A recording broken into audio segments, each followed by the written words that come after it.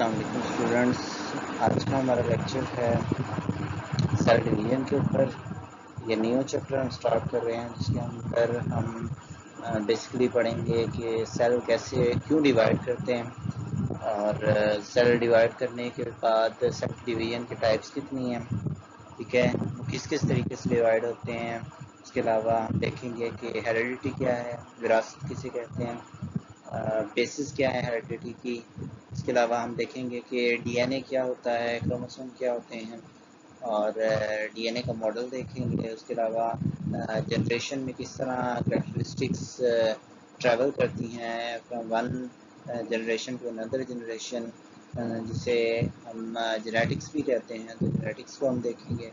और आखिर में हम कुछ कैरेक्टरिस्टिक्स को देखेंगे जो एक जनरेशन से दूसरी जनरेशन में ट्रांसफ़र हुई हैं, ठीक है।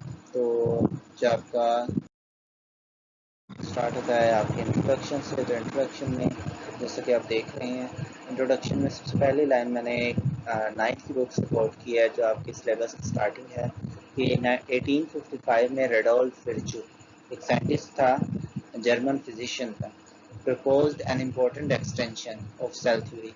जैसे सेल थ्योरी ये एक थ्योरी है सेल्स के बारे में, उसकी एक बहुत इम्पोर्टेंट जो है एक्सटेंशन यानी एक नई जो इसकी इस्तेलाह है वो बयान की। उसने क्या बताया कि ही प्रपोज दैट, उसने ये बताया कि all living cells arise from pre existing cells, तमाम जिंदा जो सेल्स हैं वो पहले से मौजूद सेल्स से ही मिलकर बने हैं, यानी उन्हीं से ही बने हैं। और इसको उसने अपनी जर्मन लैंग्वेज में कहा ओमनिस सेलुला ई सेलुला, यानी जो नए सेल हैं वो पहले सेल से बने हैं, ठीक है। अब बात होती है कि हम इस चैप्टर में क्या क्या चीज़ें डिस्कस करेंगे। तो in this chapter we will discuss the processes of cell division, cell division कैसे होगी, उसके प्रोसेस क्या हैं, इनके बारे में। नेक्स्ट हम देखेंगे एक क्वेश्चन हमारे सामने है कि why do offspring resemble there parent, यानी ये ऑफस्प्रिंग कहते हैं औलाद को। औलाद यानी बच्चे जो हैं वो बच्चे अपने पेरेंट्स यानी अपने वालिदैन से मिलते जुलते क्यों हैं, रिसेंबल क्यों करते हैं।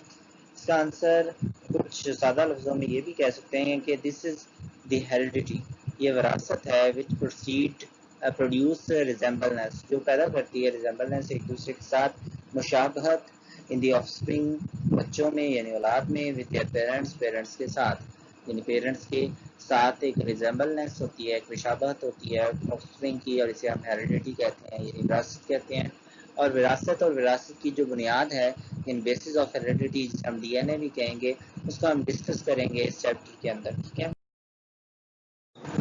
आपको जो चीज़ें पता होनी चाहिए इस चैप्टर को पढ़ने से पहले वो ये हैं कि सेल जो है आपका जो ह्यूमन का या जो भी जिंदा जानदार है उनके सेल्स जो हैं उनमें एक न्यूक्लियस होता है जो पार्ट है सेल का, जो कंट्रोल करता है activities of the whole cells, तमाम सेल की एक्टिविटीज़ को कंट्रोल करता है, ठीक है। नेक्स्ट, उस न्यूक्लियस के अंदर एक खास तरह का मटेरियल होता है जो बाद में थ्रेड लाइक स्ट्रक्चर बन जाता है जिसे हम क्रोमोसोम कहते हैं। ये न्यूक्लियस के ज़रिए बनता है, यानी न्यूक्लियस में ये क्रोमोसोम फाउंड होते हैं और ये क्रिएट होते हैं जब सेल डिवाइड होने के करीब आता है, और ये कंसिस्ट करते हैं प्रोटीन और डीएनए के ऊपर। और वो प्रोटीन जो है उसका नाम आप नेक्स्ट क्लासेस में पढ़ोगे कि उसको हिस्टोन प्रोटीन कहते हैं। नेक्स्ट, डीएनए जो है, डीएनए स्टैंड करता है D oxy ribo nucleic acid, ठीक है। तो डीएनए किसको स्टैंड करता है, D oxy ribo nucleic acid. और नेक्स्ट, डीएनए जो है मटेरियल है that contain complete set of instruction for developing a new cell or an organism, यानी ये जो डीएनए है ये एक कंप्लीट सेट ऑफ इंस्ट्रक्शन है, यानी मुकम्मल सेट है हदायत का जिसके ज़रिए नया सेल वजूद में आता है या नया ऑर्गेनिज्म बनता है। That's why DNA is called hereditary material, यानी इसी वजह से हम डीएनए को कहते हैं कि ये विरासती मादा भी है, या डीएनए के अंदर जो ये सेट होता है कंप्लीट सेट इंस्ट्रक्शन का, इसको हम जेनेटिक कोड ऑफ लाइफ भी कहते हैं, ठीक है। आगे, फॉर वन काइंड यानी एक तरह की स्पीशीज जो है ऑफ एन ऑर्गेनिज्म या of organism, the number of chromosome in the cells remains the same. एक स्पीशी के लिए नंबर ऑफ जो क्रोमोसोम है जो डीएनए के अंदर जरिए बनते हैं, न्यूक्लियस के अंदर मौजूद होते हैं, डीएनए उससे बनते हैं, तो उसकी तादाद कांस्टेंट होती है हर स्पीशी के लिहाज से। जैसा कि आपके सामने अगर मैं एग्जांपल दूं तो इंसानों के अंदर जो क्रोमोसोम की तादाद है वो 46 है, 23 पेयर्स की फॉर्म में है, यानी 23 जोड़े हैं, टोटल 46 हैं। बंदर में देखें तो बंदर यानी मंकी के अंदर 48 क्रोमोसोम होते हैं तकरीबन 24 पेयर्स के साथ। तो 24 पेयर्स और 48 क्रोमोसोम होते हैं मंकी के अंदर। इस तरह डिफरेंट स्पीशीज में डिफरेंट क्रोमोसोम की नंबरिंग होती है, तादाद होती है, जिसको हम लेक्चर के अंदर फर्दर डिस्कस करेंगे। नेक्स्ट है however when an individual forms gamete, यानी जब भी कोई इंडिविजुअल यानी कोई फर्द गैमीट बनाता है, जिसे हम स्पर्म कहते हैं मेल्स के लिए और एग कहते हैं फीमेल्स के लिए। एग बनते हैं फीमेल्स में और स्पर्म बनते हैं मेल्स में, इनको हम मिला के गैमेट्स कहते हैं एनिमल्स के अंदर। और या फिर स्पोर्स प्लांट के अंदर बनते हैं। ये स्पोर्स जो हैं प्लांट के अंदर, आगे प्लांट के स्पोर के जरिए जो प्लांट का कह लें बीज बनता है, वो इसी स्पोर्स के बाद में कह लें फर्टिलाइज होने के बाद बनता है। और फर्टिलाइजेशन क्या होती है ये भी हम डिस्कस करेंगे फर्दर लेक्चर्स के अंदर, कि स्पर्म और एग के मिलने से जो नया जानदार बनता है, ये जिसे हम जाइगोट कहते हैं, उस अमल को हम फर्टिलाइजेशन कहते हैं। तो स्पोर्स के जरिए भी फर्टिलाइजेशन होती है। The number of chromosome is reduce to half in the gametes और स्पोर। ये बात याद रखने वाली है कि गैमीट्स जब बनते हैं यानी स्पर्म और एग या स्पोर बनते हैं तो नंबर ऑफ क्रोमोसोम की तादाद हाफ हो जाती है। यानी अगर मैं इंसानों की बात करूं या एनिमल्स, जिनमें मैंने मंकी की बात की थी, तो वहाँ पर 48 अगर क्रोमोसोम थे, तो जब गैमीट बनेंगे इनके या तो स्पर्म या एग, तो 48 क्रोमोसोम नहीं होंगे बल्कि 24 क्रोमोसोम हो जाएंगे। इस तरह ह्यूमन में जब जहाँ 46 क्रोमोसोम होते हैं, तो जब गैमीट बनेगा या स्पर्म बनेगा या एग बनेगा, तो स्पर्म या एग में 46 की बजाय 23 क्रोमोसोम होंगे। ठीक है, यानी हाफ हो जाती है वैल्यू जब गैमीट बनते हैं। नेक्स्ट यहाँ पर आगे जो बात है वो देख लें कि ये डायग्राम आपके सामने सेल की भी दिखाई हुई है, जिसमें बाहर की तरफ ये सेल मेम्ब्रेन है, इसके अंदर ये आपका न्यूक्लियस है। ठीक है, और न्यूक्लियस की एनवेलप यानी मेम्ब्रेन है, और इसके अंदर ये आपको क्रोमोसोम जो थ्रेड लाइक मटेरियल है ये नज़र आ रहा है। ठीक है, जब ये न्यूक्लियस मुकम्मल डिस्पियर हो जाता है तो ये क्रोमोसोम वाजे हो जाते हैं बिल्कुल। अभी ये बिल्कुल छोटे छोटे नज़र आ रहे हैं, लेकिन बाद में ये वाजे हो जाते हैं। इस दरमियान में ये जो स्ट्रक्चर है ये आगे जाके आप पढ़ेंगे, ये कहलाती है न्यूक्लियोलस, जिसे आप बाद में जाके पढ़ेंगे। ये स्ट्रक्चर माइटोकॉन्ड्रिया कहलाती है, और ये जो छोटे छोटे हैं दो ये सेंट्रियोल कहलाते हैं। ठीक है, और इस पूरे सेल को जो है हम आगे डिस्कस करेंगे इसी के लिहाज से कि डिवीजन कैसे होती है सेल डिवीजन के ऊपर। तो सेल डिवीजन जो है उसके अंदर लिखा हुआ है डेफिनेशन के अंदर कि cell division is a process by which cells divide, यानी सेल जो है डिवाइड होते हैं और दो सेल्स यानी डॉटर सेल्स में कन्वर्ट हो जाते हैं। अब ये डॉटर सेल्स क्या है, तो इसके बारे में डेफिनेशन में ही लिखा है कि जो सेल डिवाइड करता है अपने आप को उसको कहते हैं पेरेंट सेल, यानी जिस सेल ने डिवाइड होना है उसको पेरेंट सेल कहते हैं। जबकि the cell which are produce as a result of cell division are called daughter cell. लेकिन वो सेल्स जो प्रोड्यूस होते हैं सेल डिवीजन के बाद, यानी सेल डिवीजन होने के बाद जो सेल्स प्रोड्यूस होते हैं उनको हम कहते हैं डॉटर सेल्स। ठीक है, तो ये डॉटर सेल्स जो है वो सेल डिवीजन के बाद बनते हैं। Next, before the start of cell division अभी स्टार्ट नहीं होती, तो उससे पहले parent cell passes through a phase called interphase. जो ये जो सेल है पेरेंट सेल स्टार्ट में डिवाइड होने वाला है, उस पेरेंट सेल का एक फेज गुजरता है जिसको हम कहते हैं इंटरफेज। ये इंटरफेज सेल डिवीजन से पहले वाला फेज है, जिस फेज के अंदर ये जो क्रोमोसोम है, ये क्रोमोसोम की तादाद डबल की जाती है, और उसके अलावा सेल के अंदर जो भी चीज़ें हैं उनको डबल किया जाता है। जिन सेल में जो मैंने अभी माइटोकॉन्ड्रिया और बाकी ऑर्गेनेलिज सेंट्रियोल बताए थे, और उसके अलावा डिफरेंट ऑर्गेनेलिज होती हैं, वो सारी की सारी कॉपीड हो जाती हैं। तो क्रोमोसोम को भी कॉपी कर लिया जाता है और बाकी मटेरियल को भी कॉपी कर लिया जाता है। ठीक है, और फिर बाद में क्या होता है कि the process of cell division involves two phases. Cell division जो है, सेल जब इंटरफेज से आगे सेल डिवीजन में आता है, सेल डिवीजन के आगे दो फेजेस हैं। एक न्यूक्लियर डिवीजन का, जिसमें ये जो क्रोमोसोम है ये डिवाइड हो जाते हैं, हाफ हाफ हो जाते हैं, और दूसरा है साइटोकाइनेसिस, जिसके अंदर सेल जो है वो दरमियान से पिचकता है और दो हिस्सों में डिवाइड हो जाता है। इसकी एग्जांपल ऐसे ले लें कि आपके हाथ में एक आटे का गोला है और गोली है, यानी आटे की एक कह रहे हैं जो छोटा सा हिस्सा आपने यह आटे का गोल सा बनाया हुआ है, तो उसको आप दरमियान से पिचकाएं तो दरमियान से वो जो अंदर की तरफ धंसता जाएगा और एक टाइम आएगा कि दो हिस्सों में डिवाइड हो जाएगा। इस तरह ही सेल के अंदर होता है कि सेल जो है जब अपने क्रोमोसोम डिवाइड कर लेता है तो दोनों क्रोमोसोम की सेट जो है एक दूसरे से दूर चले जाते हैं, और जब दूर जाते हैं तो दरमियान से सेल अपने आप को पिचकाता है और एक टाइम आता है कि सेल जो है दो हिस्सों में डिवाइड हो जाते हैं। ठीक है। नेक्स्ट न्यूक्लियर डिवीजन क्या होती है? तो न्यूक्लियर डिवीजन है जिसमें न्यूक्लियस डिवाइड होता है। न्यूक्लियस से मुराद क्रोमोसोम। तो क्रोमोसोम क्या होते हैं? डिवाइड होते हैं इस स्टेप के अंदर, और इसके बाद फिर आता है साइटोकाइनेसिस, और साइटोकाइनेसिस में क्या होता है कि डिवीजन होती है साइटोप्लाज्म की, साइटोप्लाज्म डिवाइड होता है। ठीक है। और cell division is of two types which are called mitosis and meiosis. Cell जो डिवीजन है उसकी भी आगे दो टाइप्स हैं। पीछे हमने पढ़ा था सेल डिवीजन के अंदर उसके फेजेस, यानी सेल डिवीजन के दो हिस्से होते हैं, लेकिन अब हम पढ़ेंगे कि सेल डिवीजन कितनी तरह की होती है, यानी टाइप्स कितनी है। एक है माइटोसिस, दूसरी है मियोसिस, और इन दोनों में फर्क भी हम देखेंगे इसी लेक्चर के अंदर लास्ट। माइटोसिस क्या होती है? तो माइटोसिस के बारे में डेफिनेशन पहले लिखी हुई है कि mitosis is a process by which the parent cell divides into two daughter cell. यहाँ पर याद रखना है कि पेरेंट सेल से दो डॉटर सेल बन रहे हैं और दोनों डॉटर सेल में पेरेंट सेल के बराबर के नंबर ऑफ क्रोमोसोम है, यानी same number of chromosome as in parent cell. जितने पेरेंट सेल में थे, जैसे अगर ह्यूमन की बात करें तो 46 है क्रोमोसोम, तो अगर पेरेंट में 46 हैं तो डॉटर सेल्स में भी 46 ही होंगे। ठीक है। Next interface. इंटरफेस माइटोसिस का क्या होता है कि इसमें डुप्लीकेट करते हैं हम जो हमारे सेल हैं वो नंबर ऑफ क्रोमोसोम को या ऑर्गेनेलिस को डबल करते हैं इंटरफेस के अंदर, और दो सेट्स क्रोमोसोम के बन जाते हैं, यानी डबल हो जाता है क्रोमोसोम। अगर 46 है ह्यूमन सेल की बात करें तो 92 हो जाता है, यानी डबल हो जाता है, 46 का डबल हो जाता है। ठीक है।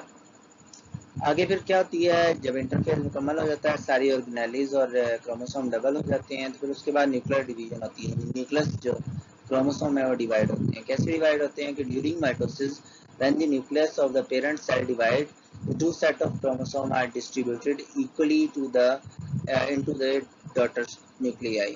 यानी जब माइटोसिस का न्यूक्लियर डिवीजन का प्रोसेस होता है तो न्यूक्लियस से जो क्रोमोसोम बने हैं वो क्रोमोसोम के सेट जो है दो हिस्सों में डिवाइड हो जाता है इक्वली, यानी इक्वल मिकदार में दो हिस्सों में डिवाइड हो जाता है, और एक हिस्सा एक डॉटर सेल बना देता है और दूसरा हिस्सा दूसरे डॉटर सेल की तरफ चला जाता है। अब तो जब दोनों हिस्से क्रोमोसोम के अलहदा हो गए हैं तो फिर दरमियान से सेल ने क्या करना है, क्या अंदर की तरफ धंसना है, इन्वेजिनेट होना है, और फिर आगे इसके बाद दो हिस्सों में डिवाइड हो जाना। तो इस अमल को साइटोकाइनेसिस कहते हैं, जिसमें लिखा है कि after nuclear division a shallow groove, यानी एक गहरी सी खाई बनती है मिडल के करीब साइटोप्लाज्म में, और विच डीपन्स फर्दर, जो आगे गहरी होती जाती है, पहले हल्की सी होती है फिर बाद में गहरी होती जाती है, और एक टाइम आता है कि ये दो हिस्सों में डिवाइड कर देती है, डॉटर सेल्स को बना देती है, ईच हैविंग वन न्यूक्लियस, जिसके अंदर हर एक के अंदर क्या होता है, न्यूक्लियस होता है। ठीक है। यहाँ देख लें, ये डायग्राम आपके पास है, ये है आपका पेरेंट सेल जिसमें ये दो क्रोमोसोम दिखाए गए हैं न्यूक्लियस के अंदर, ये न्यूक्लियस फर्ज कर ले हैं। ठीक है। और ये बाहर की तरफ इसकी मेम्ब्रेन है, सेल मेम्ब्रेन, और ये अंदर की तरफ साइटोप्लाज्म। ठीक है। तो क्या होता है जब इंटरफेस होता है तो इंटरफेस में ये जो सिंगल थे अब डबल हो गए। ठीक है।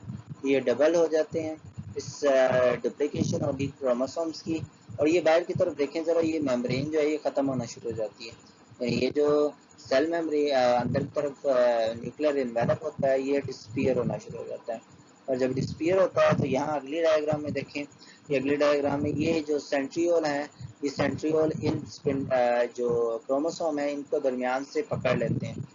ये जो दरमियान से पकड़ लेते हैं, ये जिन स्ट्रक्चर से पकड़ते हैं इनको हम कहते हैं स्पिंडल फाइबर।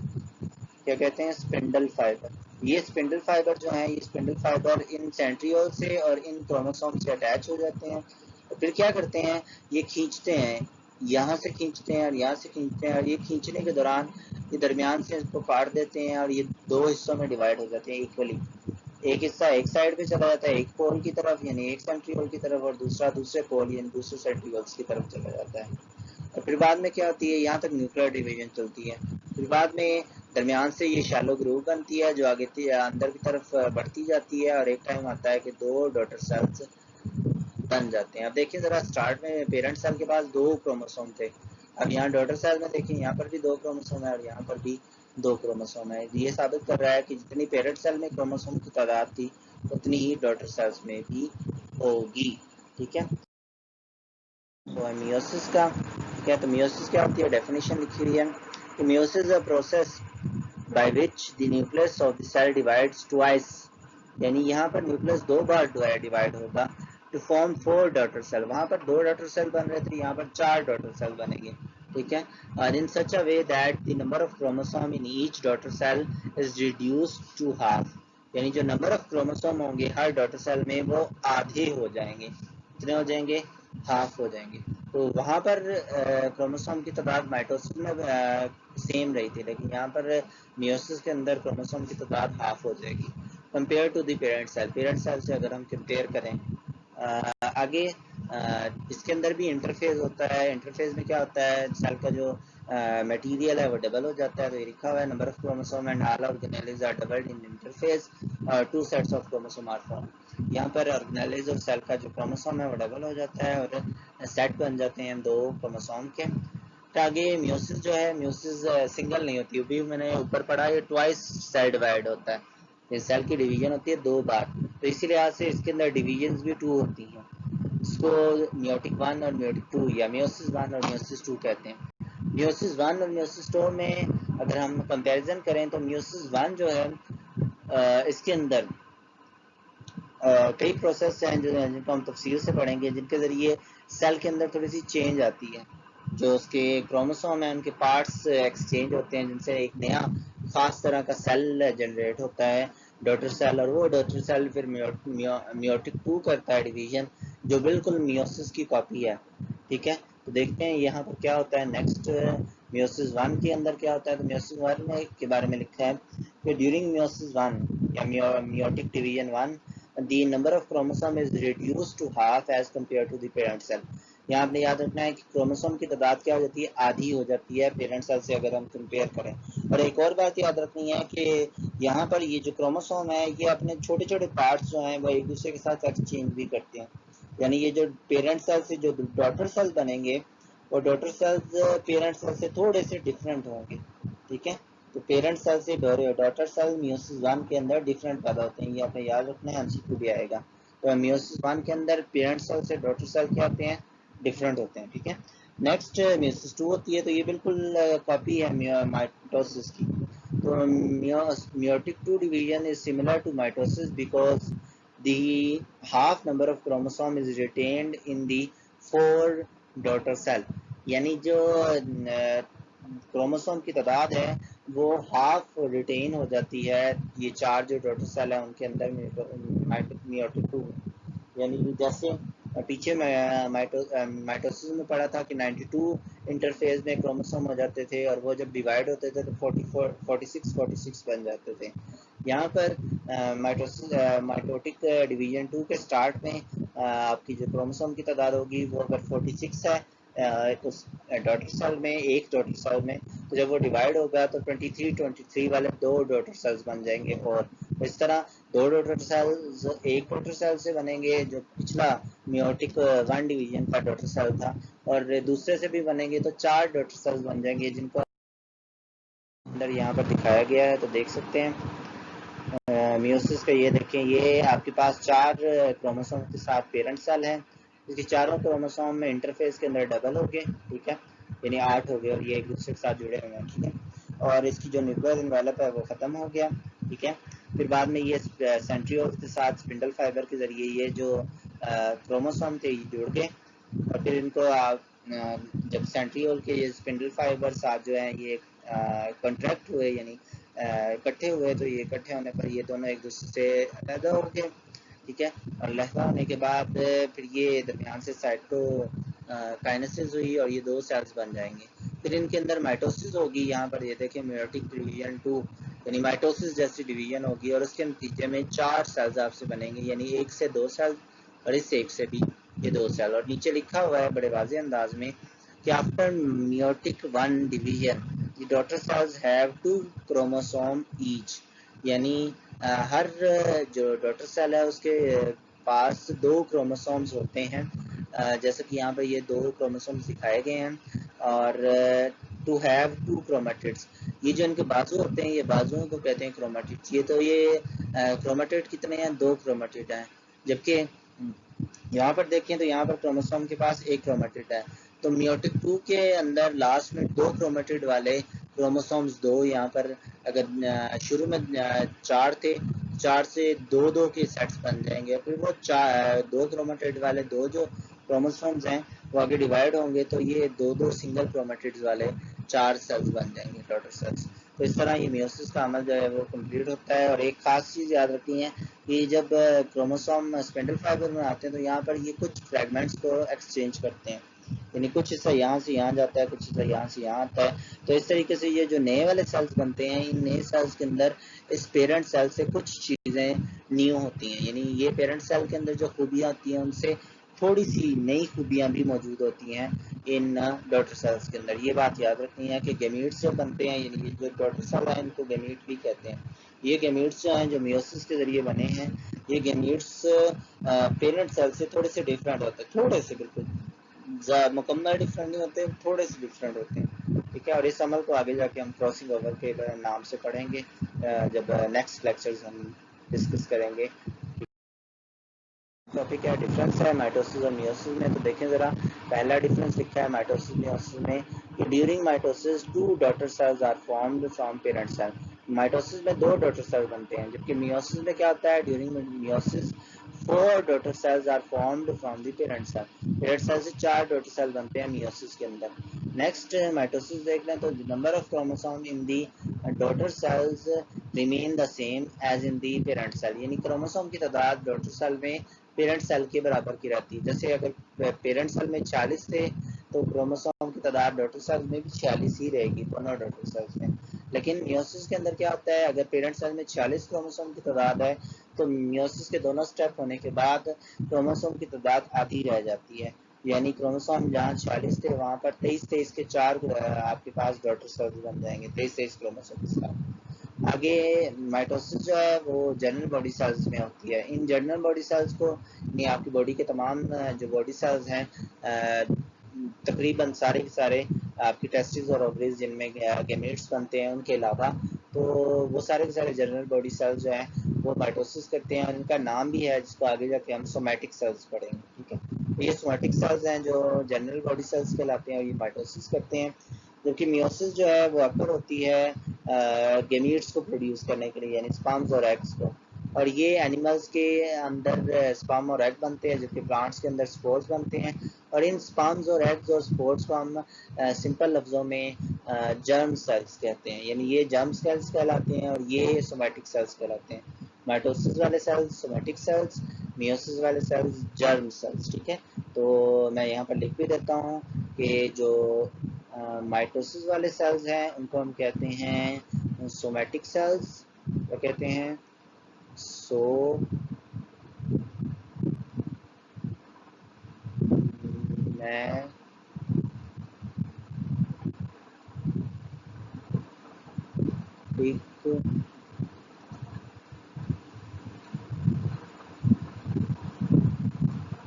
Somatic cells.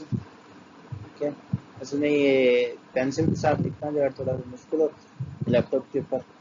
ठीक है, तो कोशिश करूँगा कि इसके साथ लिखना आसान हो जाए। और इसको हम क्या कहते हैं, इसको हम कहते हैं जर्म सेल्स। ठीक है, तो GERM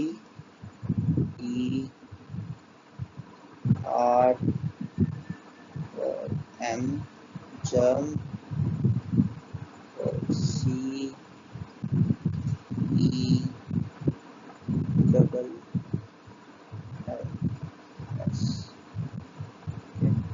ये जो जर्म सेल है और सोमैटिक सेल, ठीक है, ये थोड़ा सा लिखने के अंदर प्रॉब्लम होती है, लेकिन फ़िलहाल चलें आप इसको याद रखिएगा कि ये जर्म सेल और सोमैटिक सेल कहलाते हैं। चलें मैं इसको इरेज कर देता हूँ।